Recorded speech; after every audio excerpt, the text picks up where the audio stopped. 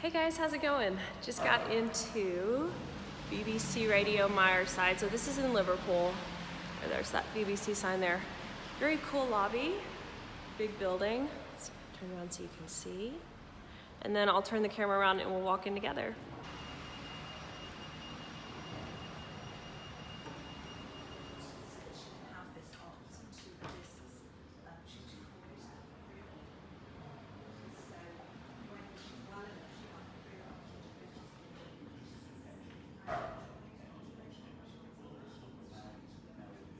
Wow, they have a grand piano in here. That's cool.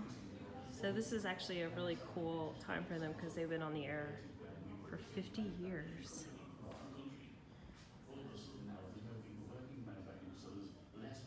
As a child, that belonged to the council, and you used to go there when you used to get free bottles of orange juice mixed with olive oil. And that's where we were born down. I actually stood and watched the cotton, not the cotton.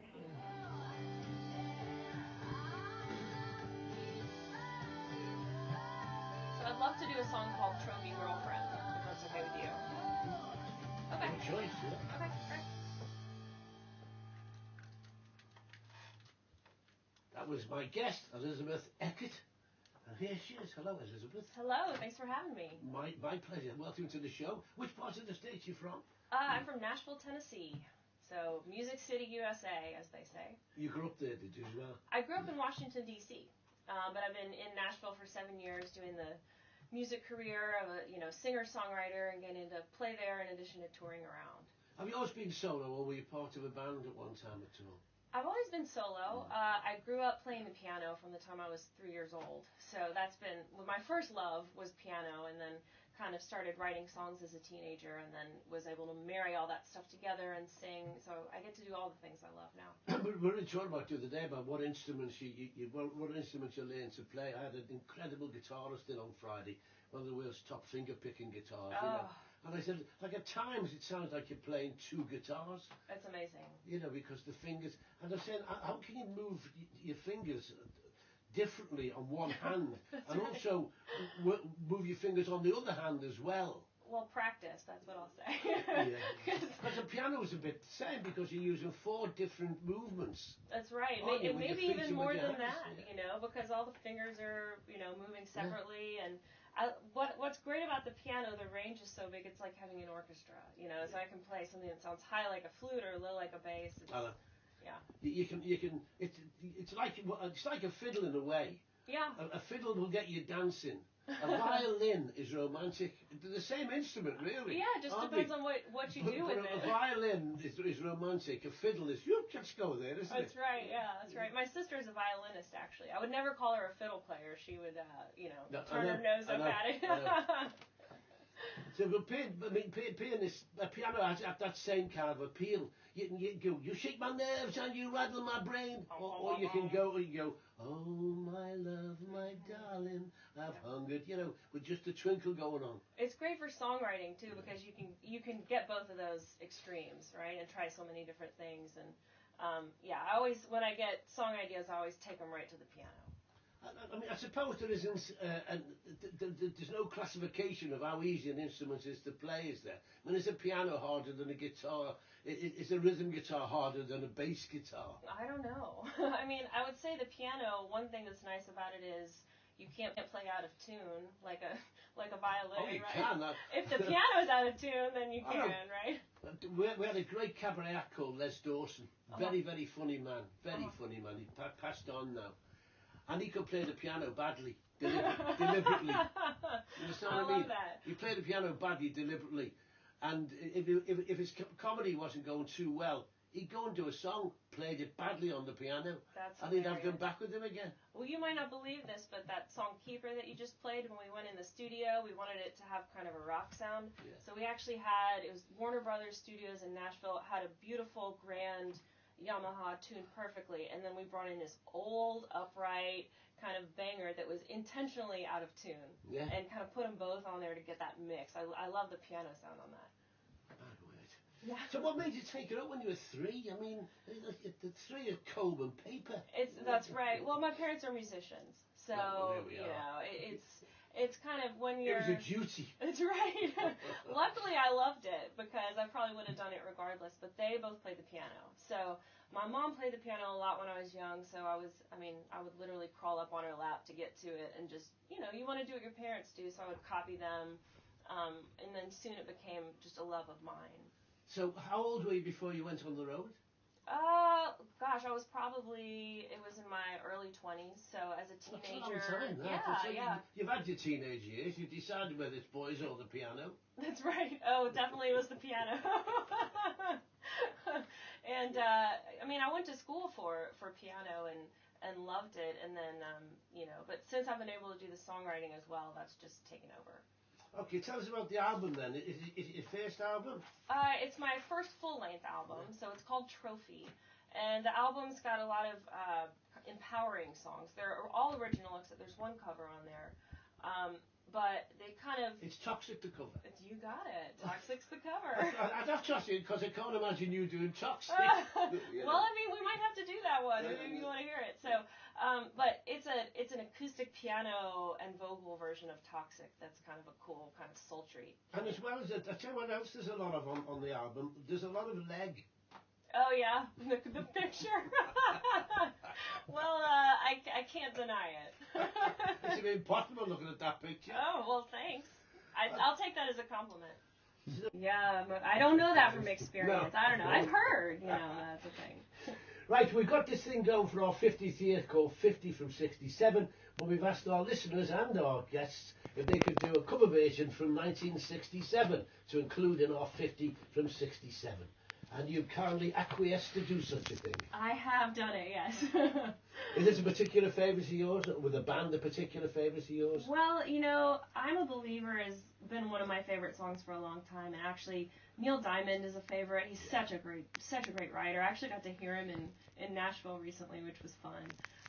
With a full orchestra, of course, in full fashion, but this is one of my favorites, and I like doing covers, as you mentioned, Toxic, cover from the record. I like putting my own spin on things. Of course. Yeah, that's what's fun about doing covers. I was only watching Neil Diamond, and he said, "Can you believe I wrote this song?" And he went, "My baby does the hanky panky," which he did, of course. I know. That. And he always sends it up. It was a big hit for it. It's amazing some of the performers who are also writers, and then other people cut their songs and make huge hits out of them, but songwriting... But it's still good. You get the royalties, don't you? Well, publishing is a good thing, yes. Okay, I'm a Believer. All right. My guest, Elizabeth.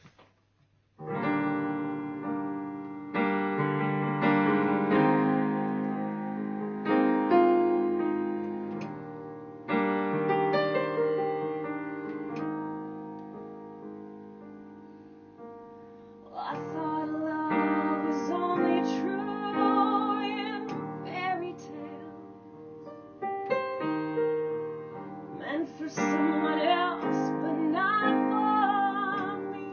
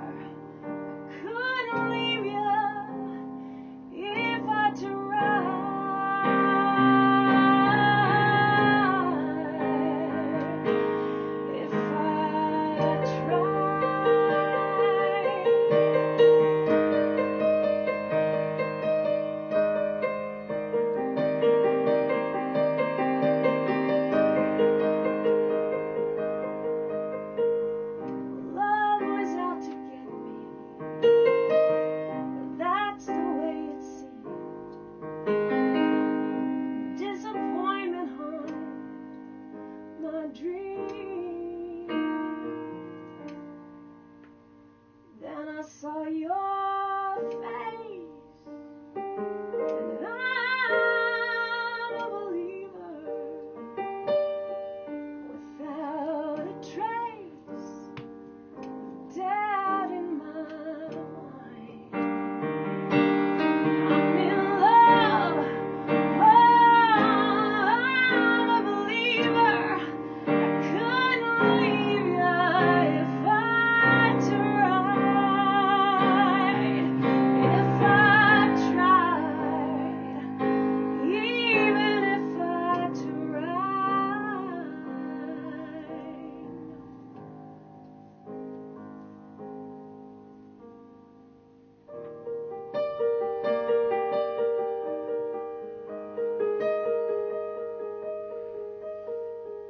I thought love was only true in fairy tales. Captivating, Elizabeth Eckert. Captivating. Thank you so much.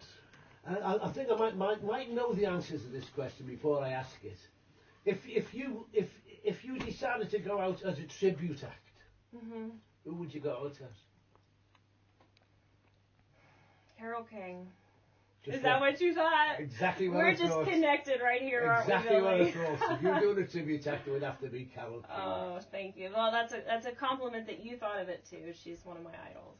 Okay, you can get in touch with Elizabeth at www.facebook.com/Eckert Music with a double E, Eckert Music with a double E. And all your stuff's available through the usual sources? That's right. It's available wherever you get your music, iTunes, Amazon, and to stream as well. Thank you so much, Elizabeth. Thank you, Billy. It's been a pleasure.